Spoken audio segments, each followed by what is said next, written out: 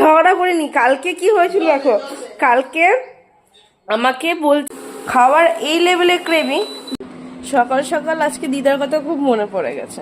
একটু ফেসটা দেখিয়ে যাও, ছিন্দুরি আর ডিম সেদ্ধ। Hello everyone, good morning. সকাল সকাল আজকে দিদার কথা খুব মনে পড়ে গেছে। দিদার হাতে সে আলু ভাজাটা খেতে ইচ্ছে হচ্ছে। দিদা জিরে ফোড়ন দিয়ে আর শুকনো লঙ্কা দিয়ে একটা আলু ভাজে। সচরাচর আমরা বাড়িতে সেভাবে খুব একটা ভাজি না। আজকে মনে হলো একটু ওইভাবে আলু ভাজা খেতে, তাই আজকে ওইভাবে একটু আলু ভাজা করছি। তো চলো তোমাদেরকে দেখাই। আজকে অনেকটা প্রায় হয়েই এসেছে। আজ লেট করে ঘুম থেকে উঠেছি, তো ভাবলাম একটু কাজকর্ম গুছিয়ে নিই, তারপর তোমাদের সাথে কথা বলবো। তার জন্য একটু দেরি হয়ে গেল। দেখে না, চুলও খোলা আছে, স্নান টান করেছি, চুল এখনও আঁচড়েছি, বাঁধার টাইম পাইনি, বাঁধবো। তো এখানে আলু ভাজাটা হচ্ছে। এই যে জিরে ফোড়ন দিয়ে দিদা করে, এটা দারুণ লাগে। দিদার হাতে রান্না কিছু কিছু খাবার সত্যি খুব সুন্দর হয়। মানে ওর একটা ভালোবাসা, সৌন্দর্য থেকে দিদা আদর একটা ভালোবাসাটা আলাদাই হয়। তো সেই টাইপের কিছু খাবার দাবার মিস লাগে, মানে মিস করি। কোথাও না কোথাও গিয়ে সবসময় তো যাওয়া সম্ভব হয় না, মিস করি। তো তার জন্য আজকে এভাবে আলু ভাজাটা ভাজছি। মা যথারীতি পুজো দিতে গেছে। তোমরা তো জানো রোজ পুজোটা আমাদের বাড়িতে মেন, পুজো দিতেই হবে। মানে বেশ টাইম লাগে, সময় সাপেক্ষ বিশাল, প্রায় 1-1.5 ঘন্টা আমাদের পুজো দিতে টাইম লাগে। প্রতিদিন প্রতিটা ঠাকুরকে স্নান করানো, মানে পরিষ্কার পরিচ্ছন্ন করা পুরো ঠাকুর ঘরটা, প্রচণ্ড টাইম লাগে। আমাদের খুব নিয়ম করে পুজো করতে হয়, ওই জন্য আমাদেরও প্রচুর নিয়ম মানতে হয়। আগে তো বাড়িতে মুরগির মাংস হতোই না। লাস্ট মেবি 7 বছর কি 10 বছর কি 12 বছর, না 10 বছর হবে, 10 বছর হবে হার্টলি, হয়তো 10 বছর ধরে বাড়িতে মুরগির ঢোকে। আগে তো চিকেনও হতো না, খালি মাটন হতো। বাবা অসুস্থ হয়ে যাওয়ার পর থেকে তারপর থেকেই চিকেনটা ঢোকে। তার আগে তো চিকেনও ঢুকতো না। তারপরে তো এখন নিজেদেরও একটু খেতে ইচ্ছা হয় সেজন্য। তবে চিকেনটা খুব একটা ভালো লাগে না।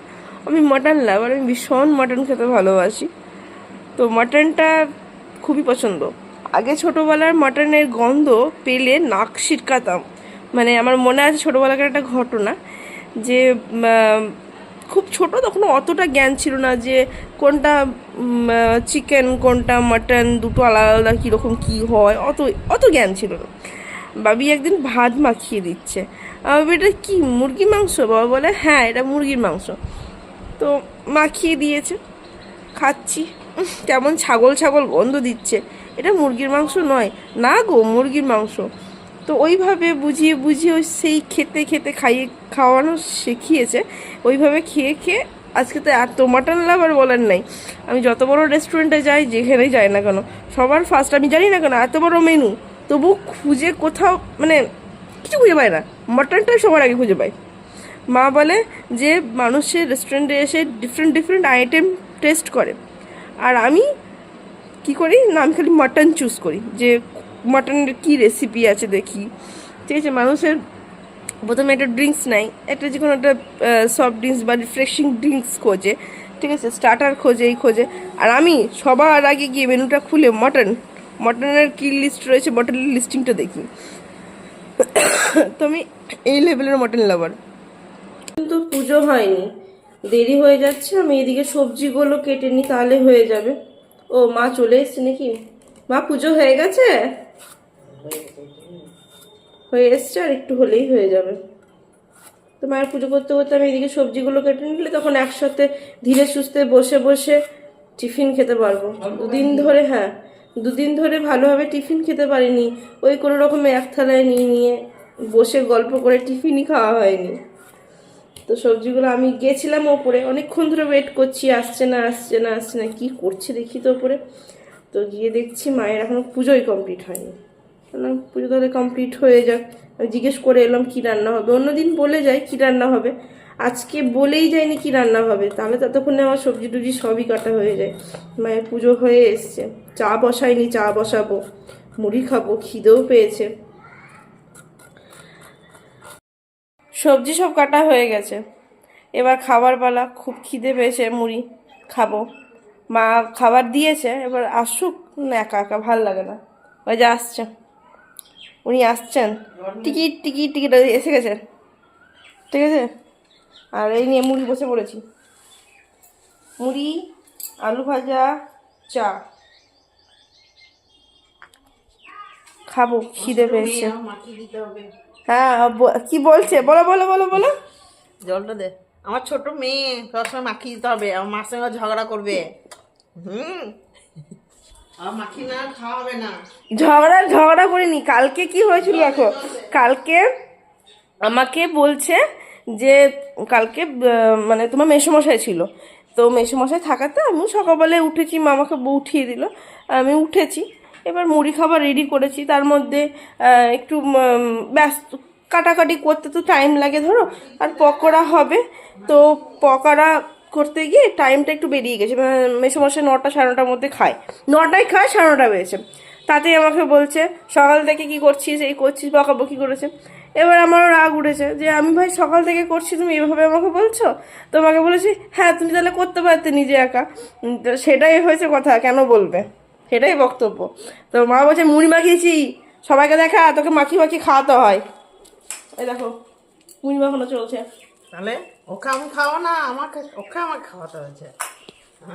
তো মুড়ি মাখিয়ে দিয়েছে, তো কি করবো, মুড়ি মাখিয়ে না দিলে খেতে ভালো লাগে না। অনেকদিন মুখের মধ্যে প্যাক লাগানো হয়নি, মুখটা কেমন একটা লাগছে দেখতে, তার জন্য আমি আজকে হোমমেড প্যাক রেডি করে নিয়েছি। এইভাবে প্যাক লাগাতে আমার ভীষণ ভালো লাগে। আচ্ছা আমার প্যাক লাগানো হয়ে গেছে, দেখতেই পাচ্ছ। যাও, বাবি এসে গেছে, এবার লাঞ্চ করব। তো আজকে রান্না যেটা হয়েছে, আলু পটলের এখানে তরকারি করেছে, ডাঁটা আর আলু দিয়ে সর্ষে দিয়ে একটা করেছে, আর এখানে পালং শাক ভেজেছে, আর একটা হয়েছে এখানে মাছ দিয়ে আলু দিয়ে একটা তরকারি করেছে। লাঞ্চ খাবো, তো খেয়ে আসি গা। আর মা তো শিরো প্যাক লাগিয়েছিল, একটু ফেসটা দেখিয়ে দাও। ছিন্দরি ছিন্দরি আর ডিম সেদ্ধ। আচ্ছা তোমাদের ডিম সেদ্ধ দেখানো ভুলে গেছি, ডিম সেদ্ধ দেখালো। আজকে সকাল থেকে খুব বোঁদে খেতে ইচ্ছে হচ্ছিল, মানে এই দুপুরের দিকে ভাত টাত খেয়ে, তারপরে কি মনে হলো যে একটু বোঁদে বানাই। খাওয়ার এই লেভেলে ক্রেভিং, ভাবলাম বাবাকে ফার্স্টে বলবো, তারপর বললাম বাজারের বোঁদে নিজে বানাই। আমি একটু নিজে বানিয়ে খেতে বেশি ভালোবাসি, মনে হয় যেন একটু টেস্টটাও বেশি হয় বাজারের থেকে। বাড়ির খাবার তো অবশ্যই ভালো, তাই না? তো তার জন্য এখানে বোঁদে রেডি হচ্ছে, এখানে ব্যাটার ছিল, আর এখানে এই বোঁদে কিছুটা ভেজে রেখেছি, আর জলটা রেডি করেছি। তো বোঁদে মানে বোঁদে বানানোর ভিডিও যারা দেখতে চাও আমাকে কমেন্ট করো।